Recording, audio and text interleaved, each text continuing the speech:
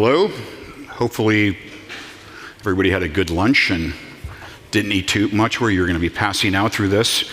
Climate refugees will be on the moon in 2025.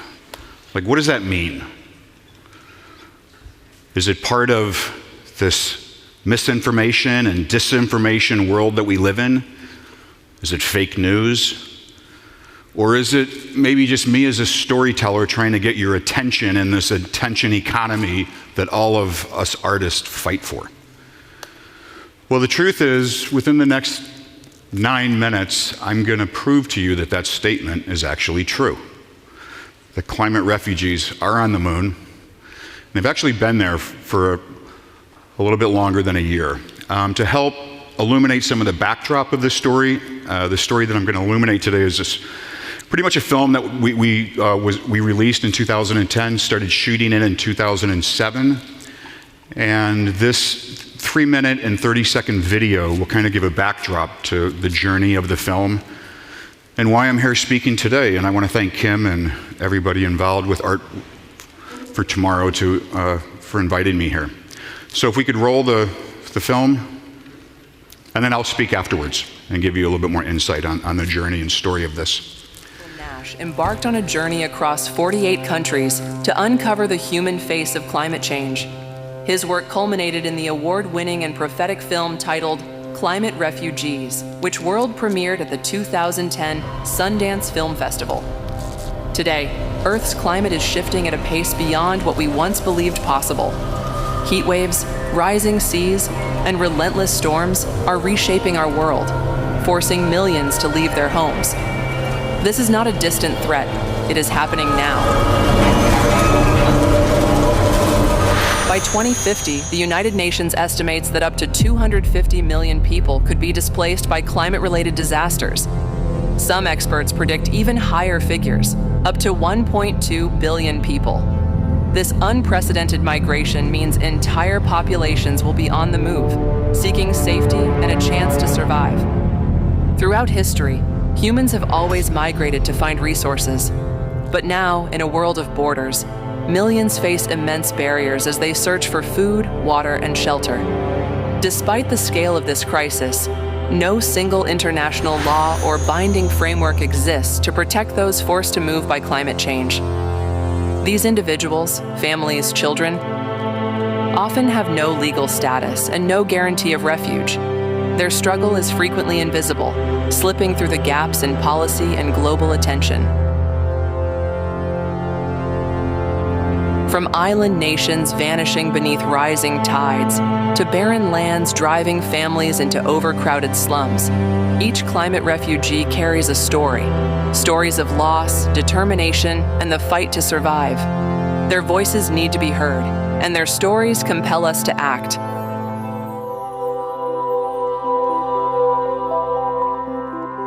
Recently, Climate Refugees was the sole documentary film selected for inclusion in a historic lunar time capsule. This historic lunar museum was created to preserve humanity's story, told through the lens of 222 artists who lived over the past 2,000 years, iconic names like Beethoven, Rembrandt, Van Gogh, and Elvis. The selection of Climate Refugees film underscores the critical importance of this issue, placing it on the surface of the moon as a lasting testament. In addition to this historic honor, 22 pieces of art from the Filmmaker's Climate Refugees Lunar Art Stamp Collection traveled with the film on the lunar mission, and is now being exhibited globally to further amplify the urgent narrative and significance of climate migration. Each piece of art is based from a person in the film that the film team met while filming.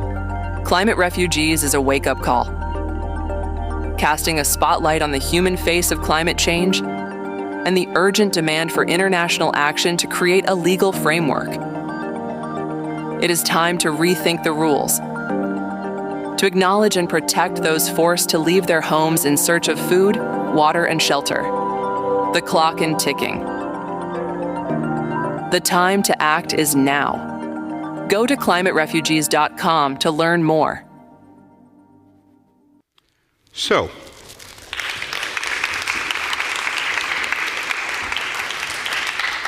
about 2 years ago, I got a call from a group that was putting this time capsule together. And the idea was that they would take 222 artists over the last 2,000 years and preserve humanity's story somewhere safe in case we blew ourselves up with nuclear weapons, or a meteorite hit us, or climate change, brought us to extinction in some form or the other.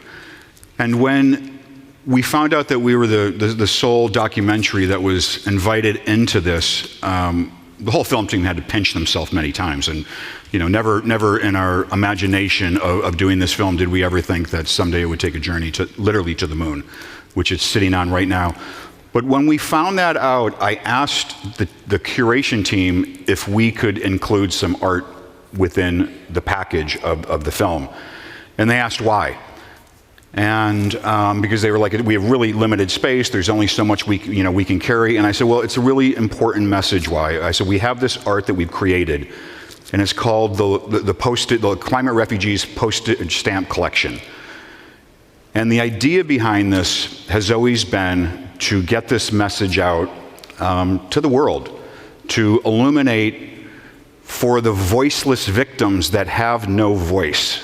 When we travel to these 48 countries, every time I see these images that are now sitting on the moon, it brings back the memories and just the journey and the resilience that each one of these people have. And when they found out that, our real reason was we thought that we'd be able to exhibit it more around the world if it was sitting on the moon, they decided to allow the stamp collection to follow the film. And so this collection right now is being exhibited around the world to really drive home the fact that there's all of these people that had nothing to do with climate change that are being forced to relocate in search of Maslow's hierarchy: food, water, shelter. When we documented all of this 15 years ago, we thought the numbers could be 10 to 20 million. The United Nations now, which this short film showed, has the number of 250 million by 2050. There are other organizations that have this number at 1.2 billion. Look what 1 million people moving around the earth right now does to politics, to all sorts of it just creates angst. And so I guess one of the real tragedies of this journey that I've been on is when this film came out, it was embraced by heads of state.